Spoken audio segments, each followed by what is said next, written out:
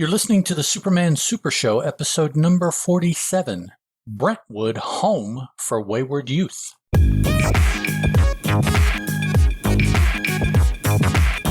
Hello, welcome to the Superman Super Show. I'm a host. My name is Ed, and 1,000 miles over there to my left is another host, Mr. Steeven Orr. Hello. Ed, I got a question for you. Okay. I don't know if we're allowed to talk about it, so I'm not going to mention any names. Okay. The episode that we're doing right now should air, and air is not really the right term when you're talking about the internet, but it should land on March 27th. Okay. Now, you and I got together recently with a third podcaster, yes, to appear on their episode of a podcast, which I don't think he'd mind if we talked about it, but I'm just not gonna. Okay. But during that, at the end, when we were done recording, I asked him, hey, we should get together and talk about you coming on to Just Another Fanboy at some point and figure out what we're talking about. Afterwards, after I shut the computer down and thought how nice it was to record a podcast episode that I didn't have to do anything afterwards with, I thought, you know what? I've never asked Ed to be on Just Another Fanboy. So we should do that. We need to, think about something that we want to talk about together on Just Another Fanboy, and we should make that happen. Okay. You want to talk about like a movie? Yeah, we could do that. Okay. Because we could talk about anything on Just Another Fanboy. There you go. And the reason why a movie comes to mind is because last weekend, as we record this, I had opportunity with the missus to sit and watch Morbius, Black Adam, Doctor Strange in the Multiverse of Madness, and Black Panther Wakanda Forever. Wow, that's a big block of superhero movies. Yes, it is. Those are about the only movies we watch are superhero movies. So I have not seen Morbius. Okay. But is it available on one of the streaming services? I believe so. Maybe I'll watch that because I've seen the other three. We just talk about all four of those in just one big massive. There you go. Let's talk about these. Now, of course, I did an episode on Black Adam, which was kind of a tongue-in-cheek type of ripping it apart, even though I enjoyed the crap out of it. I don't know that I'll watch it a second time, but it was fun for what it was. But we'll get together and we'll talk about those because I know that you posted your opinion over on the forums, forum.justanotherfanboy.com. Oh, yeah. I'm sorry. I interrupted your plug. My bad. Forum.justanotherfanboy.com. There we go. Now, we also have two more in there that we have DVDs for to watch, and that is the most recent Batman and the third Thor movie. So we still have those two. I'd really be interested to hear what you thought about that Batman. It took me a long time to watch it, frankly. Okay. It was just within the last couple of weeks that I watched it. Yeah, we'll probably hit those up probably this weekend. I don't think we have anything else going. So that Batman movie was like, I spent maybe the first half of it going, yeah, that's a pretty good Batman movie. It's pretty good. But then just at one point I was just like, this is a great Batman movie. Okay. So, yeah.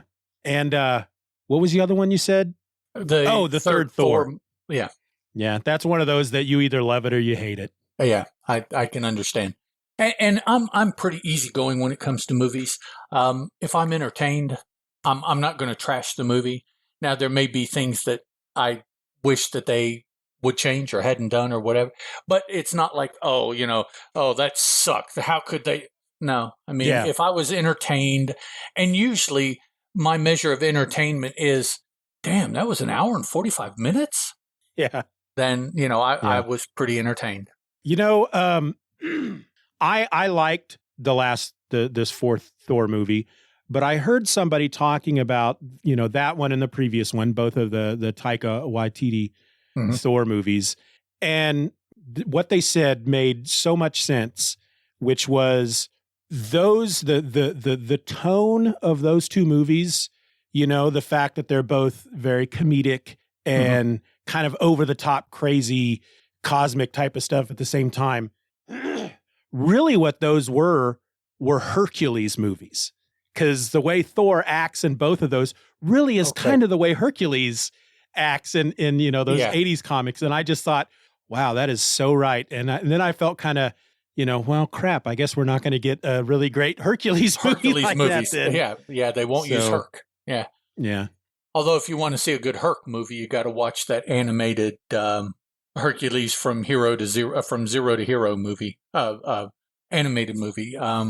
It's got James Wood as the Disney as Hades. Yeah, the Disney one. Yeah, that's a really good movie. I enjoyed that. Yeah, I enjoyed it. Yeah, it's a fun movie. Yep. All right, we ready to move on?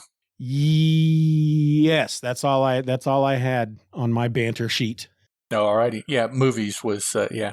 All right. So today, folks, we're going to be looking at Brentwood Home for Wayward Youth. It's the title of the story. It appeared in Action Comics number 27, written by Jerry Siegel, which we'll hold off and see. We'll be the judge of that. Yeah. Penciled by Paul Cassidy and inked by Dennis Neville. Action Comics number 27, according to Mike's Amazing World of Comics, has a cover date of August 1940 and an approximate on-sale date of June 25th, 1940. And also from Mike's Amazing World of Comics, here is what happened in the story. Clark Kent and Lois Lane visit the Brentwood Rehabilitation Home because Clark suspects the caretakers of wrongdoing. Although a cursory tour of the place shows no evidence of mistreatment, the reporters are approached by a child from the home, Davey Merrill, when they leave. Davey tells them about the abuse he suffers from Mr. and Mrs. Tweed, the superintendents. Lois takes Davey back to the home while Clark leaves to alert the police. Lois is caught searching for evidence and is locked up with Davey as a result. Clark returns as Superman, rescuing the captives. Lois stays around and is caught again while Superman confronts Mr. Tweed. And after another rescue, Superman forces confessions from the Tweeds and a new man is put in charge of the home. I felt like we've read this one before. Possibly the first story in Superman number 3. Is that what it was Superman from? I just looked it up because I couldn't remember. With the orphaned boy who they get the all clear when they visit, but then as they're leaving, somebody says, "No, wait." Yeah, it is very similar, except that this story starts out with perhaps more of the kind of relationship between Clark and Lois that we've been wanting. Yeah, actual story growth almost. Almost. Now, they do both, of course, revert to kind because they're not Superman can't fly, and Clark and Lois don't get along yet. Yeah. These are things coming, But yeah, this opens and it's like, well, it's quite pleasant. Clark visits Lois at her place. She's on the phone and is like, oh, well, related to this phone call, why don't we do something other than just go on a date like we were going to do?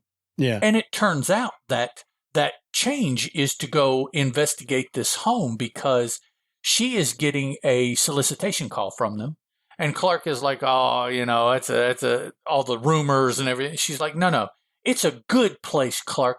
Let's go and I'll prove it to you. And so instead of the date, which they almost had, she takes him on some business stuff to go, because there's going to be a story in it somehow. Either it is good and there's going to be a story, or this is why it's not good story. Yeah. So, but it's just very, very pleasant. The whole first page, it's just Clark and Lois, residential scene, car driving scene, being pleasant to each other. And, and actually it goes along for quite a while. The end of the second page, as they're leaving, is where they run into Davey and things start to break down. So almost 2 full pages of pleasant Clark and Lois. Yeah. And then, as the kids say, hell breaks loose after that. So yeah, and frankly, when they first go to visit this home for wayward boys, just the way the woman, the Tweeds, was their last name? TWEED. The wife Tweed looks like she has a permanent sour lemon face. Yes, at all times, and so right away you're like, Yeah, she don't know definitely if I trust has her. 40s RBF for sure. Yes. Yeah. But And it's like they took the idea from Superman 3 and said, I kind of want to do that again, but let's make the home even worse right, than the orphanage. Yeah. And I figured something was up on the next to last panel of the second page as they're leaving the grounds for the home. Look at the wall and gate they're passing through. It's like, oh yeah, everything is fine on the other side of this thing that they're having to pass through. Okay, yeah. If those doors in that wall was just a little bit bigger, it's like you'd want to say, "Welcome to Jurassic Park, Arkham Asylum," or something. Right? It's like, wow. And poor Davey, he looks pretty bad here the first time we see him. Yeah, he's got lacerations all over his hands. They're bleeding because the top of the wall has broken glass in it. Well, yeah, to keep people from climbing over the wall. That's standard operating procedures for Wayward homes. Yeah. And then we get Lois and Clark going back into their normal roles because Lois is like, we need to go crack this case and blow this thing wide open. And Clark's like, oh, I think maybe we should go to the authorities, Lois. And yeah, isn't that what the police do? Yeah. So that they split up. Lois goes to the home with the boy, and Clark goes back to tell the authorities. Right. And then we meet the watchdog. The name of the dog. What's the name? What's the name of that watchdog? The name of the dog is in big bold letters, Black Satan. So yeah, it's not going to be a pleasant watchdog if name is any indication whatsoever. And that's a good, because that one it's the last panel on that page, and you see the dog, and Lois says a watchdog, and the kid says it's Black Satan. You turn the page, and the first panel is them running, and Lois going, Black Satan. Yeah. So here the juice in the story picks up a little bit now. Yep. They get into the house. Lois sends Davey back to his bed, basically.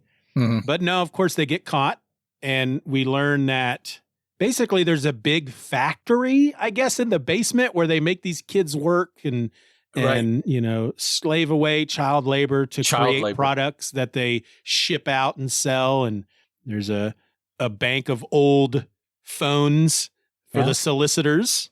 Now, it's funny because you and I, this is the second time in the past couple of days we've seen a bank of phones in a comic story.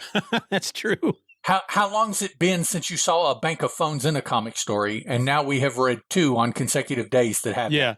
Yep. These are those really old phones though, where it's the earpiece is separate, and it's the stand-up phone. You speak into one and you have the other attached by a cord. Yeah, you got to click the thing up and down. And Mabel, can you patch me through to Klondike 943? So I can't imagine what I've worked in a call center before. I can't imagine how much harder, how much more difficult that would be with those types of phones. Well, imagine if you are in those 4 right there, and all 4 of those people are talking at the same time. Yeah, right. Yeah. So although Superman, you watch any TV commercial where there's telemarketing going on, and you wonder how they ever get it done when it's like, I telemarketed too, and it's like, my place would never like that because it doesn't work. If that's what it sounds like, people are not going to respond positively. Yep. Yeah. So, all right, Lois, the boy, Davey, I can't remember his name now. Davey, yeah. He's basically put in like a freaking locker. Yeah, where he's got to stoop down the whole time as punishment. Yeah. Lois is tied and gagged and thrown into an actual cell with bars. In the same room with the lockers, though. So it's So they knew that they were going to have to use both forms of punishment at the same time, so they had them both built, lockers. And cell. Mm-hmm. Lois rubs her face against the iron bars to get the gag out of her mouth. Right. And then Superman arrives, and who does Superman run into first? Black Satan. And I love the way they draw it. Thick, heavy black letters for the name anytime that it's written out. Yep. But he attacks Superman quietly from behind in a manner in which Superman does not hear him until the dog is on him. Come on. The dog's biting on him from behind, just and not getting anywhere because, of course, he's the Man of Steel. And Superman says to him, now, don't get discouraged. What is the dog thinking? Or how is the dog feeling? Yeah, he's got a big question mark over his head. And then Superman leaps into the air with the dog still clinging to his back, and he goes, yipe! And then leaves the dog where? On the end of a branch in the air, like a cat. Yeah, that poor dog. The dog is going to fall because they're not that graceful, and it's going to get hurt. Yeah, how's that? Yeah, that dog's not getting down without falling, period. Runs into Lois, finally rips her cell open, and she tells him, a note about the art here, she tells him that Davey is over there in one of those lockers. So he goes and rips the locker apart to free Davey. Davey, just flat out, is looking very effeminate right there in that panel, I thought. Yeah. That just really struck me. It's like, that, I don't know the enhancement for this, the coloring, the inking. I don't know what it is, but I'm like, that looks almost more like Lois than it does a Davey in the face. And speaking of Davey, poor Davey. So when Lois, the reason why she rubs up against the bars to get the gag out of her mouth is that she hears somebody moaning from that locker. Right. And so she gets the gag out of her mouth, asks who it is, and it's Davey. And she apologizes to him because she can't help him because she's locked up just like him. And then she asks Davey to forgive her for getting him into this mess. And Davey responds with, no, forgive me for complaining. It's not your fault, and I'll manage to stand somehow. Poor Davey. That's what the dude is used to. That's how he's used to handling the situations. You can tell. My favorite moment in this story is coming up right after Clark rescues Lois and Davey, sets them free, takes them outside, and tells them to, get out of here. I'm going to go back and take care of the Tweeds.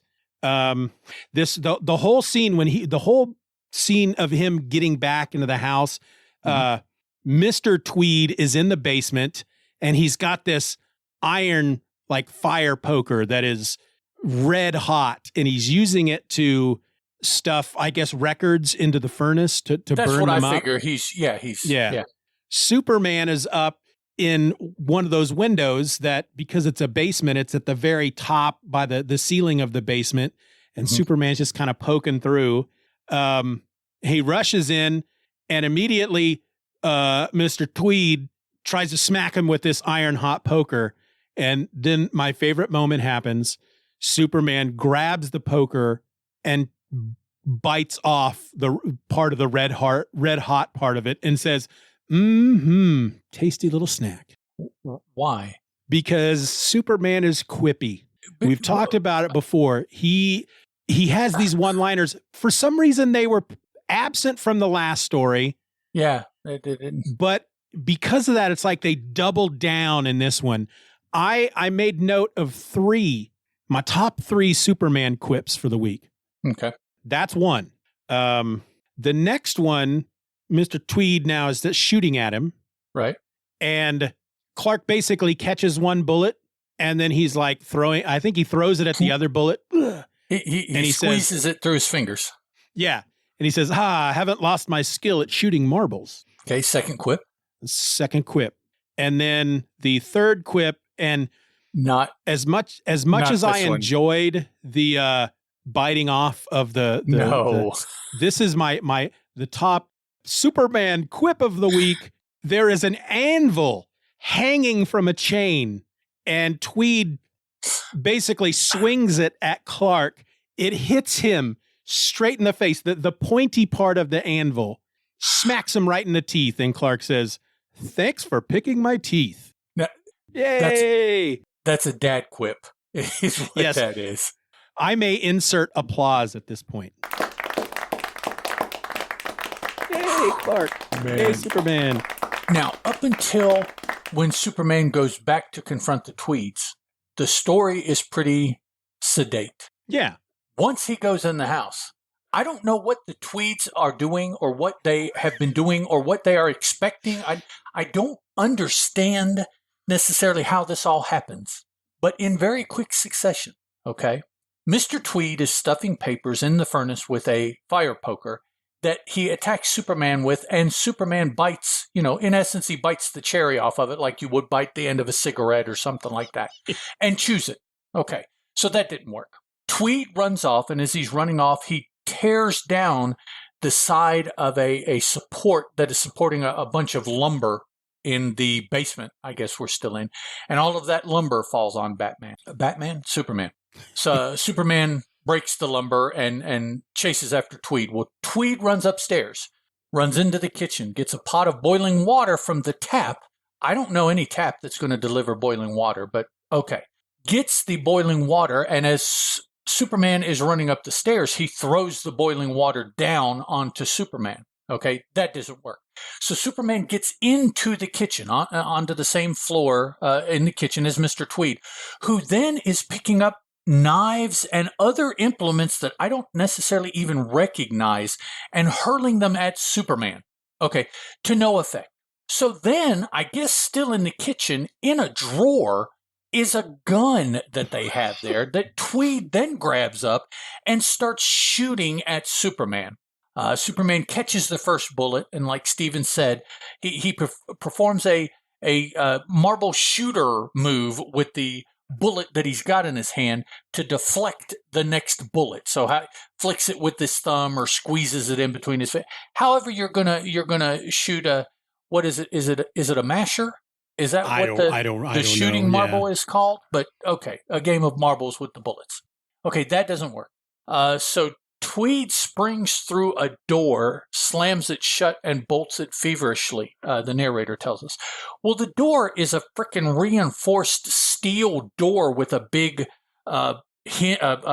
bar lock on it, right? That he locks Superman out.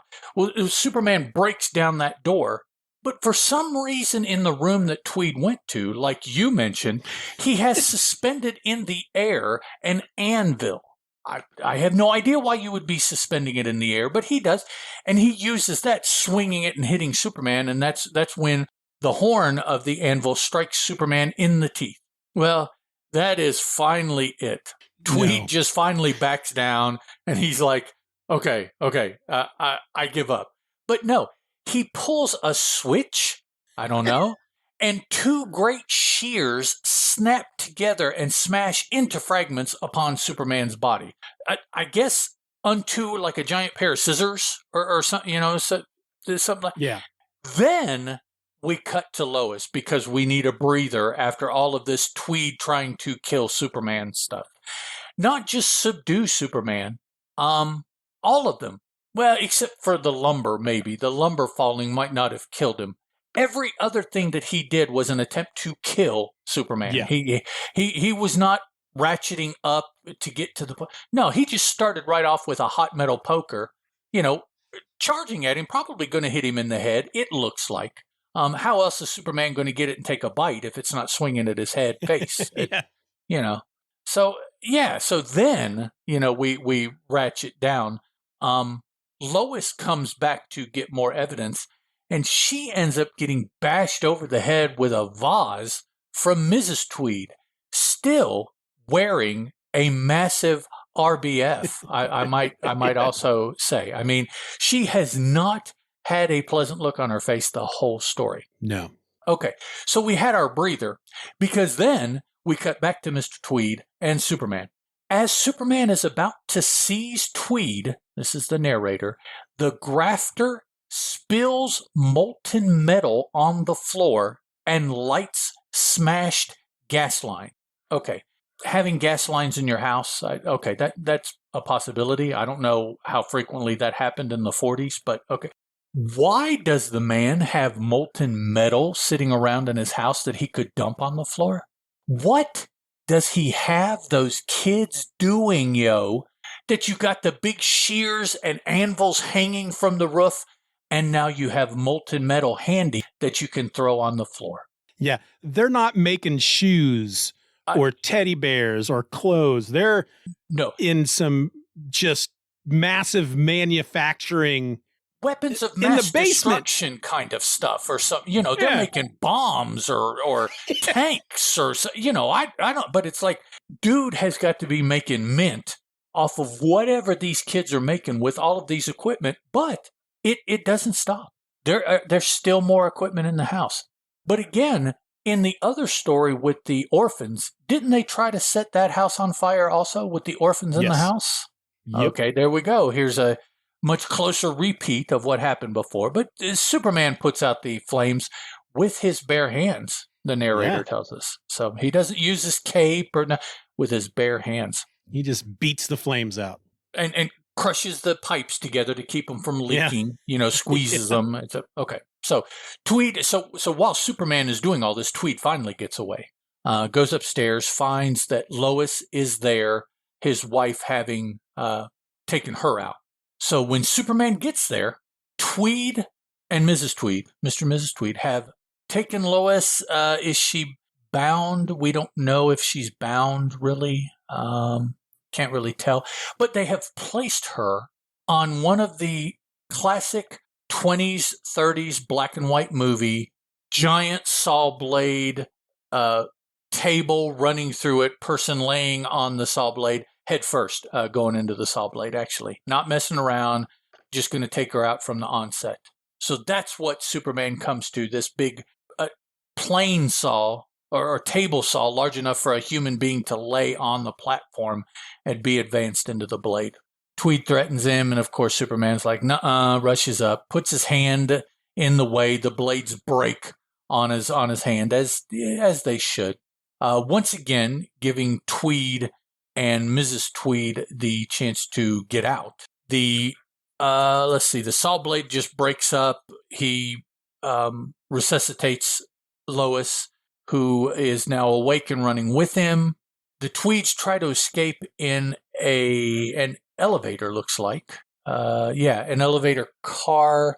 Looks like they were trying to go up. So they must have still been, I guess, the kitchen or whatever room this is. I mean, he went from the basement up into the kitchen, and I thought by the way they were moving around that all the other rooms were on the same level as the kitchen, but perhaps this is a sub-basement to the basement where Superman came in. I don't know, but they're in an elevator.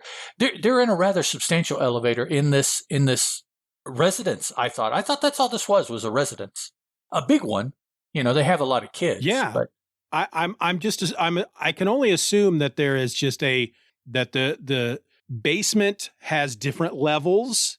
There's a basement and a sub basement, and it's bigger than the house above it. Bigger on the inside than on the outside. Yes. Yeah. So they're trying to escape with the up elevator, and Superman grabs the elevator and pulls it, keeps it from getting away. But then ultimately he gets underneath it and gives the elevator with the Tweeds in it a ride to the police station so that they can finally admit to everything, because he tells them, go in there and make a complete confession, or I'll give you another ride through the sky that will make the first one appear mild. And yet, at this point, Mrs. Tweed, she doesn't have the RBF, but, she still doesn't have a pleasant face. Mr. Tweed, I'm sure, after seeing all this stuff and none of it works against him, he's like, it's not possible, dog. Whatever you want me to do. Yeah, jail's got to be better than this. Yeah, really. I can't do anything. And, of course, we have the final couple panels where the happy ending, or the whatever, however you want to describe the denouement of the story. And we're introduced to the dude, whoever he is. Clark interviews, it doesn't really tell his name or anything, but the new guy, I assume this is probably at some point later after he's been appointed and been there a little while, made the changes. And the new director says everything is going good. Davey says everything's going good because they had turkey for lunch. That's right. And Superman's like, okay, cool. Davey, I'm glad it's going better for you, dog. And that's where we end it. And apparently Clark greased the wheels. He pulled some wires, as the guy said, to get him this job. So he is either a friend of Clark's, or Clark just knows him, that he has a good reputation. Right. But he's there because of Clark. But yeah, so that wasn't necessarily as frantic for as long as Action 26. But boy, once it kicked in, it was just... Yeah, I mean, we've all seen those chase scenes where somebody is chasing somebody on foot, and as the person who's trying to get away, they're just anything that they can knock over to try to slow down the guy that's behind him. They pull some shelves off and blah blah blah. That's what this reminded me of, but like amped up to 100. Because and it just kept getting bigger and bigger. And yeah, you're right. What are they doing? Whatever manufacturing facility they have down there, they're obviously doing some kind of metalworking because they're smelting. Yes. They have the anvil. Yes. But they've also got this sawmill at the same time and giant shears. I think they're building tanks or robots, or maybe we'll find out. Maybe this will tie into a later story where we find out that Luther had hired them to build giant robots or something for him. That's it. Luther hired him.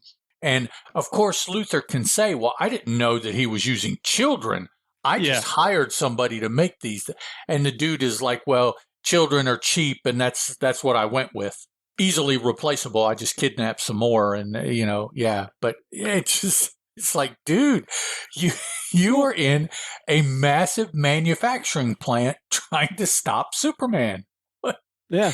And I get the fact that now they have a lot of money because of this child labor in this manufacturing plant. But something like that takes a lot of money to get started. So the Luther thing only makes sense. That Luther got all this set up for them, had everything put together, bankrolled the whole thing so that they could build tanks or laser guns or robots or something for Luther. We may never find out what this was for, but I think that's what it was for. I'll say here and now, Tweed was just a middleman. Yep. There was somebody bigger in charge. Yeah, because, okay, you got a married couple who starts this home for wayward boys as a means to who thinks of that stuff, Not Tweed. Tweed is not capable. And neither is Mrs. Tweed. I mean, Yeah. Her claim to fame is smashing a vase over Lois's head. She doesn't have the wherewithal to do that. And you combine this story with the runaway orphan, and I'd hate to be a wayward boy in Metropolis because they do not have a good time of it. Anywhere near there, man. The kids are living it rough in that place in Metropolis in 1940, 39, 40. Yeah, it's I would think that alone may be enough to keep Superman busy, is sniffing out these places and shutting them down. Yep. Because that's two. It can't be the only two. No, and it's obvious at this point that regardless of the fact that Superman has X-ray vision, he's not proactively searching for bad things. He's just as powerful of a character he is. He is fairly defensive. He doesn't tend to go after a bad guy until something happens. So I find that really kind of interesting. Very reactive, not proactive. Yeah, exactly. He's very reactive. And the Superman of today, of course, if we're talking about the Superman of today, the Tweeds would have their entire facility lined in lead. Oh, absolutely. Because they would know that what Superman can do. Right. But at this point, why isn't Superman just leaping miles up into the sky and then scanning the city real quick to see, it would be kind of hard to miss a bunch of children working in a metalworking, smelting, saw blade, frickin' giant shears kind of factory underground. Why doesn't he just stand and listen for a minute to see if he can hear anything, off? Anybody crying for help, That's what he does now. All of these. Yeah. Yeah. But I mean, Yep. you know, we're saying this about the same Superman that just refuses to fly at this point. So it's like, Right. Yeah. fly already. Since, you know, one of the things that we often do here on this show is because we record these like 3 episodes in a row, we often find ourselves, even though they're separate episodes, comparing the stories that we're talking about to the stories that we recorded the same night. Right. So this is the 3rd episode of a block of 3 episodes that we've recorded for anybody who's listening to the episode. So we would compare it to Action Comics 26, the previous episode, and then the New York Fair, the episode before that. Right. I would rank, if I was ranking the 3, the World's Fair would be at the bottom. This would be number 2, and then Action 26 would be number 1. Okay, World's Fair at number 3. I agree with that. But I think that I would switch Action 26 and 27 because of the entertainment value. Yeah. For me, the Tweed Superman chase scene with, I'm not sure. I would have to search around. I've got music in my head that is playing while I'm reading that, but I would have to search to actually find the music. But that whole Tweed attack and feint, an attack and feint, and it's, you know, and that was just so entertaining to read. It's like, well, what's he gonna do? Well, yep, he one-upped it. That, well, now what's he gonna? Well, yeah, that was even more, and you know, just that was so funny, so much fun. I mean, they were serious when they were creating it. But when I'm reading it, there was nothing at all serious about that segment of the story. You know, I mean, it was, yeah.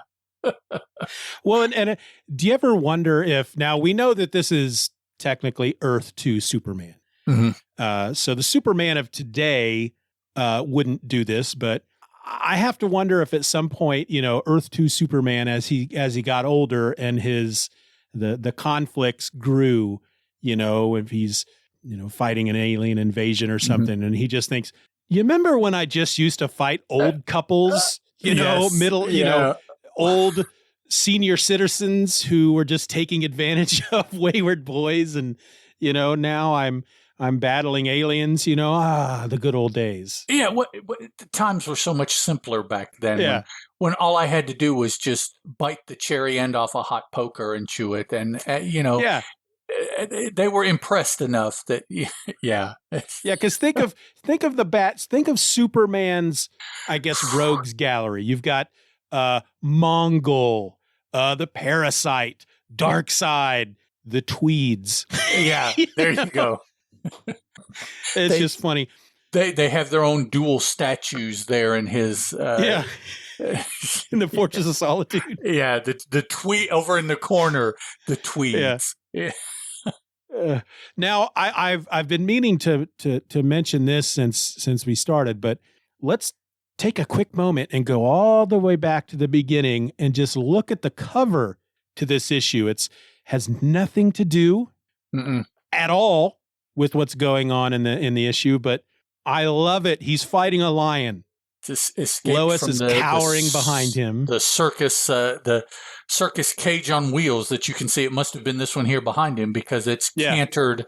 One of the wheels has fallen off, and I like this cover. It's not bad at all. The lion in particular, that's a pretty dang good lion. Yeah.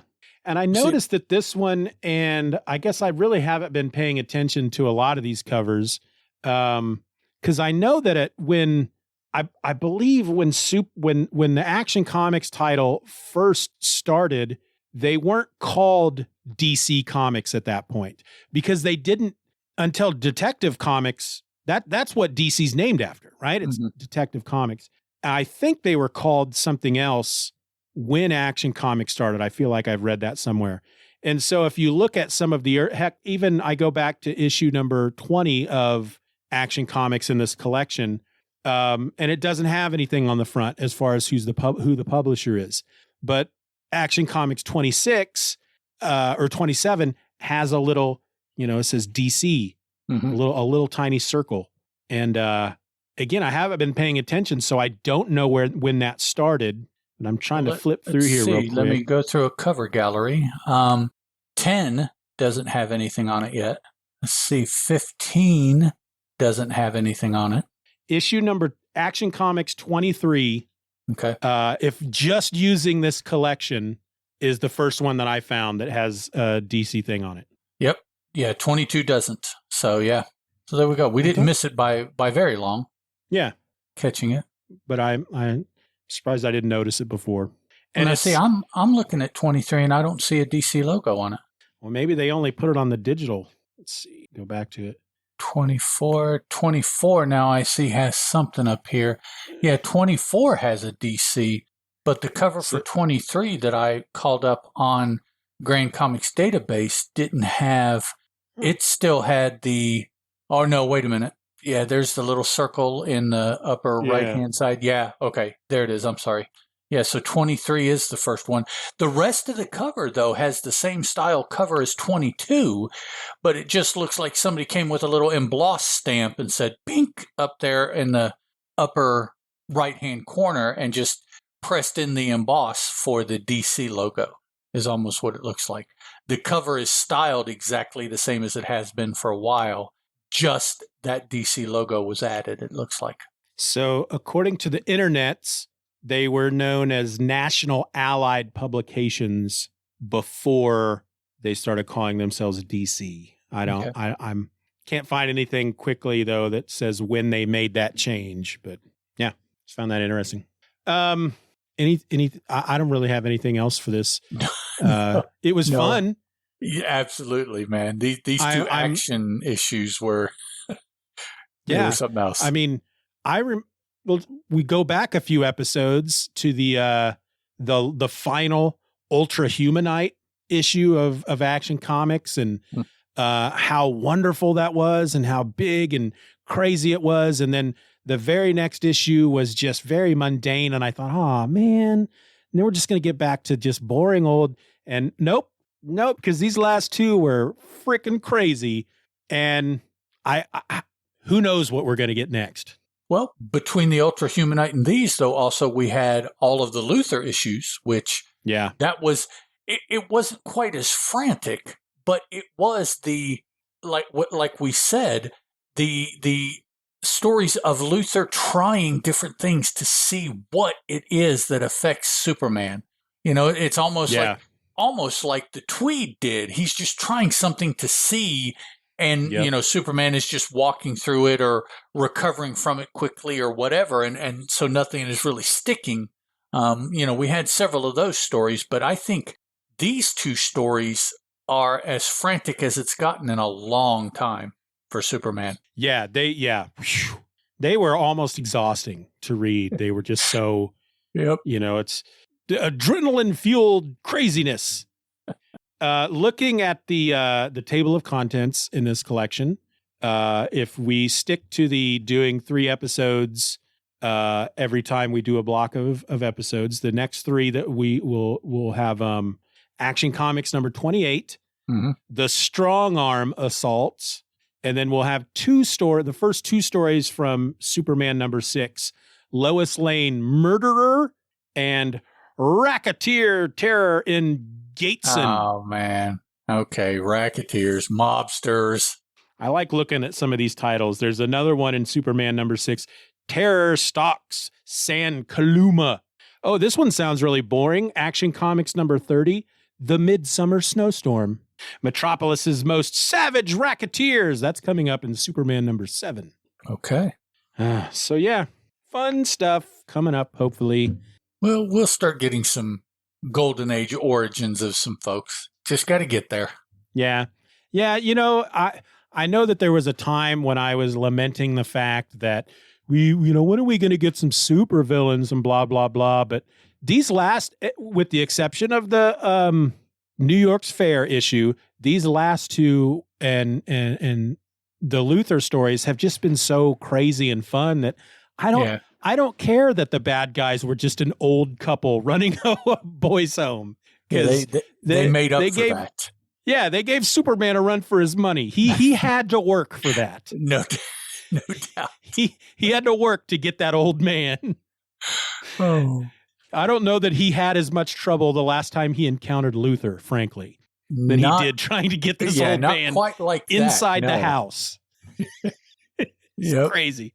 Yeah, I just noticed Hyper Potato's comment telling us that National Periodical Publications. Yep. All right, I don't have anything else to say about that one. Alrighty then. Folks, we definitely want to thank you for listening. And remember, until next week, I'm Ed, that is Steven, and this is the Superman Super Show. Ciao. See ya. You've been listening to the Superman Super Show. Questions and comments can be directed to the Superman Super Show at gmail.com. You can follow the show on Twitter under the handle @SoupsSuperShow. That's @SUPS Super Show. And continue the conversation at the Super Show Forum at forums.justanotherfanboy.com.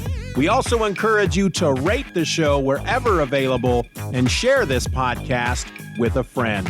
All links will be in the show notes. Superman is a copyrighted feature appearing in Action Comics magazine. Holiday magic is in the air at iFly Indoor Skydiving. Imagine unwrapping the experience of flight. iFly is the perfect unique gift for anyone who wants to turn their dream of flying into a joyful reality. It's unforgettable fun for all ages. Save over 35% with iFly's limited-time holiday gift voucher flight packages. Turn dreams into unforgettable moments with the gift of flight. Go to iFlyWorld.com to purchase your holiday gift vouchers. That's iFlyWorld.com.